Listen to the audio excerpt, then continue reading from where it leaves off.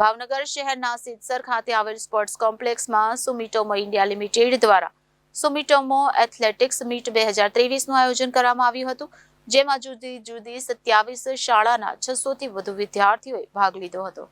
સુમિટોમો chemical India limited Bhavnagar દ્વારા શનિવારના રોજ સવારે સ્પોર્ટ્સ કોમ્પ્લેક્સ સિદ્ધસર ભાવનગર ખાતે સુમિટોમો એથ્લેટિક્સ મીટ 2023નું આયોજન કરવામાં આવ્યું હતું।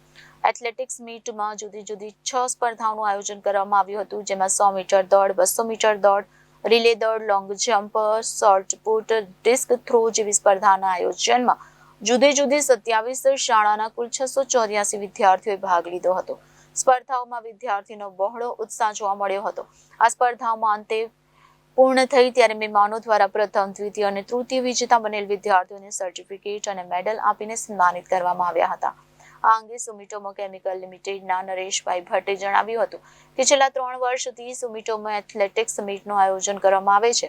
આ વર્ષથી જુદી જુદી 27 શાળાઓના બાળકોએ ભાગ લીધો છે। આ મીટનો મુખ્ય ઉદ્દેશ વિદ્યાર્થીઓને એથ્લેટિક્સ રમત માટેનો અભિગમ ખીલે તથા તેને ભવિષ્યમાં સરકારી નોકરી જેમાં શારીરિક પરીક્ષા લેવાય છે તેવા આશ્રયથી આયોજન કરવામાં આવ્યું હતું।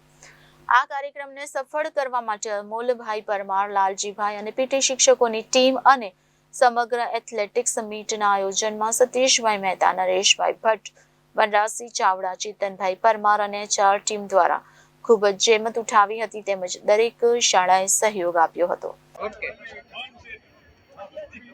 સુમિટોમો એથ્લેટિક્સ મીટ દ્વારા આ આયોજન છેલ્લા 3 વર્ષથી કરવામાં આવે છે। ખાસ કરીને વિદ્યાર્થીઓમાં રમતગમત અને એથ્લેટિક્સ માટેની અભિરુચિ અને રસ કેળવાય તે માટે આયોજન કરવામાં આવે છે। આ વર્ષે 27 સ્કૂલના 800 ઉપરાંત વિદ્યાર્થીઓએ ભાગ લીધો। આ એથ્લેટિક્સ મીટમાં 100 metre, 200 metre, 400 metre relay, shot put અને લોંગ જમ્પ આ પ્રકારની ઇવેન્ટ રાખવામાં આવી છે, જેમાં 4 ગ્રુપ છે: junior boys, junior girls, senior boys, senior girls.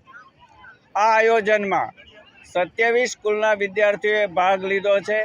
તે શાળાના પીટી શિક્ષકો, આચાર્યશ્રીઓ અને તેમનું યોગદાન ખૂબ સરસ રીતે મળેલ છે। ખાસ આ ઇવેન્ટના આયોજનમાં પીટી શિક્ષકો અને નિર્ણાયકશ્રીનો ખૂબ સહકાર મળેલ છે અને સાથોસાથ આ ઇવેન્ટને સરસ રીતે ઉજાગર કરવા માટે પત્રકાર મિત્રોનું પણ ખૂબ સરસ મોટું યોગદાન છે।